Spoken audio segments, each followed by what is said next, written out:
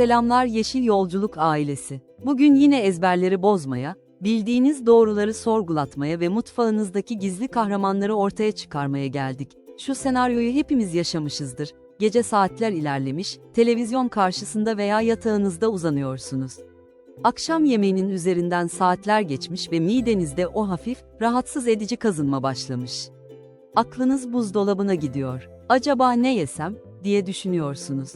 Bir yandan açlığınızı bastırmak istiyorsunuz, diğer yandan bu saatte yersem kilo alırım, uykum kaçar, midem rahatsız olur korkusu yaşıyorsunuz. Genellikle uzmanlar ne der? Akşam belli bir saatten sonra meyve yemeyin, şekeri yüksektir, sizi uyutmaz, işte tam bu noktada durun. Çünkü bugün size, bu genel kuralın çok büyük bir istisnasından bahsedeceğiz. Öyle bir meyve ki, onu gündüz yediğinizdeki etkisiyle, gece yatmadan hemen önce yediğinizdeki etkisi gece ile gündüz kadar farklı. Konumuz, üzüm, evet, o tatlı, sulu, salkım lezzet. Ama size sadece, üzüm C vitamini deposudur, demeyeceğiz. Bunu zaten biliyorsunuz. Bizim sorumuz şu, gece yatmadan önce bir kase üzüm yerseniz, siz uyurken vücudunuzda hangi gizli süreçler başlar, iddia ediyoruz, duyacaklarınızın birçoğunu daha önce hiç duymadınız.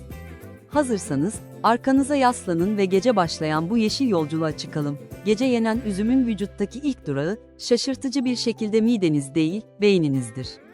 Nasıl mı? Birçok insan uykuya dalmakta zorlandığında ılık süt içer, papatya çayı demler ya da eczaneden melatonin takviyesi arar. Melatonin, biliyorsunuz, vücudumuzun uyku saati geldi, diyen hormonudur. Hava karardığında beyindeki epifiz bezi tarafından salgılanır ve bizi uykuya hazırlar. Şimdi sıkı durun. Bunu kimse bilmiyor ama, üzüm, doğada melatonin içeren nadir meyvelerden biridir. Özellikle koyu renkli üzümler, yani o mor, siyah, kırmızı dediğimiz türler ve onların kabukları, ciddi miktarda doğal melatonin barındırır. Gece yatmadan yaklaşık 1 saat önce yiyeceğiniz bir küçük kase üzüm, vücudunuza dışarıdan, tamamen doğal bir uyku sinyali gönderir. Bu süreç şöyle işler, siz üzümü yediğinizde, içerdiği doğal melatonin kana karışır ve beyninize ulaşır. Beyniniz, zaten salgılamakta olduğu kendi melatoninine ek olarak gelen bu takviyeyi görünce, uyku moduna geçişi hızlandırır. Yani üzüm, uykuya dalma sürenizi kısaltmaya yardımcı olan doğal bir uyku hapı gibi davranır. Ama kimyasal değil, tamamen bitkisel bir destek olarak, üstelik sadece melatonin de değil. Gece yediğiniz o üzümlerin içinde, günün tüm stresini, kaslarınızdaki gerginliği alıp götürecek 2 gizli ajan daha vardır, magnezyum ve potasyum. Bu 2 mineral, vücudun doğal kas gevşeticileridir. Yatağa girdiğinizde omuzlarınızın hala gergin olduğunu, bacaklarınızın huzursuz olduğunu hissediyorsanız, bu genellikle mineral eksikliğinin veya günün stresinin bir sonucudur. Yatmadan önce üzümden alacağınız magnezyum ve potasyum desteği, sinir sisteminizi sakinleştirir, kas kramplarını önler ve sizi fiziksel olarak da gevşemiş bir şekilde uykuya hazırlar. Kısacası, gece yediğiniz üzüm, sadece midenizi bastırmakla kalmaz, sizi hem hormonal hem de fiziksel olarak deliksiz bir uykuya hazırlayan bir gece ritüeline dönüşür. Ancak, hikaye burada bitmiyor. Siz mışıl mışıl uyurken, üzümün içindeki diğer güçlü bileşenler vücudunuzun en hayati organlarından birinde, gece mesaisine başlıyor. Harika bir girişten sonra şimdi izleyicileri asıl şaşırtacak, bilimsel derinliği olan ve gece mesaisi olarak adlandırdığımız bölüm 2'ye geçiyoruz. Bu kısım, üzümün karaciğer, kalp ve hücresel yaşlanma üzerindeki etkilerini kapsıyor. Gecenin bu saatinde üzüm yemenin sadece uykunuzu düzene soktuğunu sanıyorsanız, yanılıyorsunuz. Şimdi asıl mucizeye, üzümün o meşhur kabuğunda ve çekirdeğinde saklı olan resveratrol maddesine geliyoruz. Bilim dünyası resveratrolü, gençlik iksiri olarak adlandırıyor. Peki, gece yediğinizde ne oluyor? Siz derin uykudayken, vücudunuzun en büyük laboratuvarı olan karaciğeriniz en yoğun mesaisine başlar. Gece saat 1 ile 3 arası, karaciğerin toksinleri temizleme ve kanı filtreleme vaktidir. İşte gece yediğiniz o bir avuç üzüm, karaciğerinize bu zorlu görevinde ihtiyaç duyduğu en güçlü yakıtı sağlar. Resveratrol, karaciğer enzimlerini aktive ederek yağ birikimini engellemeye ve gün boyu biriken zararlı maddelerin vücuttan atılmasına yardımcı olur. Yani siz rüya görürken, üzümden gelen bu güçlü antioksidanlar damarlarınızda bir süpürge gibi dolaşır ve karaciğerinizi ertesi güne tertemiz bir şekilde hazırlar. Bunu kimse söylemez ama gece yenen üzüm, aslında en doğal ve en lezzetli, karaciğer detoksu yöntemlerinden biridir. Sadece karaciğeriniz değil, kalbiniz de bu gece ziyafetinden payını alır. Gece uyurken kan basıncımız doğal olarak düşer ve kalp atış hızımız yavaşlar. Ancak damar tıkanıklığı veya dolaşım sorunu olan kişiler için gece saatleri riskli olabilir. Üzümün içindeki polifenoller, kan damarlarının esnekliğini koruyan nitrik oksit üretimini destekler. Gece yatmadan önce tüketilen üzüm, kanın akışkanlığını optimize ederek damar içindeki baskıyı azaltır. Bu da gece boyunca kalbinizin daha az yorulması ve tansiyonunuzun dengede kalması demektir. Özellikle koyu renkli üzümlerin içindeki antosiyaninler, kalp kaslarını besleyerek gece boyu süren sessiz bir koruma kalkanı oluşturur. Sabah uyandığınızda kendinizi daha hafif hissetmenizin nedenlerinden biri de, gece boyunca kan dolaşımınızın üzüm sayesinde daha verimli çalışmasıdır. Şimdi işin biraz daha mikro boyutuna inelim. Vücudumuzda sirtuin adı verilen ve uzun ömür genleri olarak bilinen özel proteinler bulunur. Bu genler, hücrelerdeki hasarlı DNA'ları onarmak ve yaşlanmayı yavaşlatmakla görevlidir. Araştırmalar, üzümdeki bileşenlerin bu sirtuin genlerini tetiklediğini gösteriyor. Gece, vücudun kendini hücresel düzeyde tamir ettiği tek zamandır. Siz uyurken üzümün içindeki özler, bu onarım genlerine çalış komutu gönderir. Hücrelerinizdeki mitokondriler, yani enerji santralleri, üzümden gelen antioksidanlarla beslenerek yenilenir. Bu süreç sadece yaşlanmayı geciktirmekle kalmaz, aynı zamanda ertesi gün için ihtiyacınız olan enerjiyi de hücresel düzeyde depolar.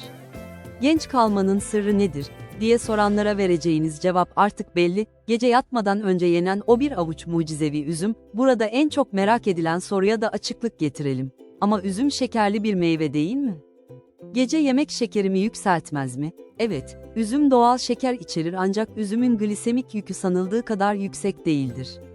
Özellikle onu kabuklarıyla ve mümkünse çekirdekleriyle birlikte yediğinizde, içindeki lifler şekerin kana karışma hızını yavaşlatır. Eğer sağlıklı bir bireyseniz ve porsiyon kontrolüne dikkat ediyorsanız, yani bir kaseyi aşmıyorsanız, üzümün faydaları o şeker etkisinin çok üzerindedir.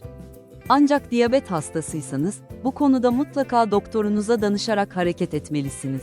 Bizim yeşil yolculuktaki mottomuz her zaman şudur, doğa şifadır. Ama doğru miktar ve doğru zamanlama ile, peki, manava veya pazara gittiğinizde hangi üzümü tercih etmelisiniz? Gündüz tüketimi için yeşil üzüm harika bir enerji kaynağı olsa da, gece yatmadan önceki onarım seansı için mutlak şampiyon siyah veya koyu mor üzümdür. Neden mi? Çünkü az önce bahsettiğimiz o mucizevi resveratrol ve antosiyanin bileşenleri, meyveye o koyu rengi veren pigmentlerin ta kendisidir. Renk ne kadar koyuysa, antioksidan kapasitesi ve gece vücudunuzda yapacağı temizlik o kadar güçlüdür. Siyah üzümün kabuğu, yeşil üzüme oranla çok daha yoğun koruyucu bileşen barındırır. Eğer gece bir şifa ritüeli yapacaksanız, tercihiniz her zaman doğanın en koyu renkli hazinelerinden yana olmalı. Birçok kişinin yaptığı en büyük hata, üzümü yerken çekirdeklerini ayıklayıp çöpe atmaktır. Yeşil yolculuk olarak sizi uyarıyoruz. Üzümün eti vücudun yakıtıysa, çekirdeği de onun en güçlü ilacıdır. Üzüm çekirdeği, dünyadaki en güçlü antioksidanlardan biri olan OPC, oligomerik proantosiyanidin kompleksini içerir. Bu madde, C vitamininden 20 kat, E vitamininden ise tam 50 kat daha güçlüdür. Çekirdekleri çiğneyerek tüketmek, damarlarınızın iç yüzeyini pürüzsüzleştirir ve yaşlanma belirtilerini içeriden durdurur. Eğer çekirdekleri bütün yutarsanız vücudunuz onlardan tam anlamıyla faydalanamaz. Bu yüzden şifayı serbest bırakmak için o küçük çekirdekleri dişlerinizle kırmaktan korkmayın. Her şeyin fazlası zarar, azı karar. Gece üzüm yeme alışkanlığından maksimum fayda sağlamak için şu 3 kuralı aklınızda tutun. Birincisi, miktar. Bir küçük kase, yani yaklaşık bir avuç üzüm yeterlidir. Fazlası, gece boyu kan şekerinizi dalgalandırabilir. İkincisi, zamanlama. Üzümü yedikten hemen sonra yastığa başınızı koymayın, sindirimin başlaması için yatmadan en az 45 dakika ile 1 saat önce tüketin.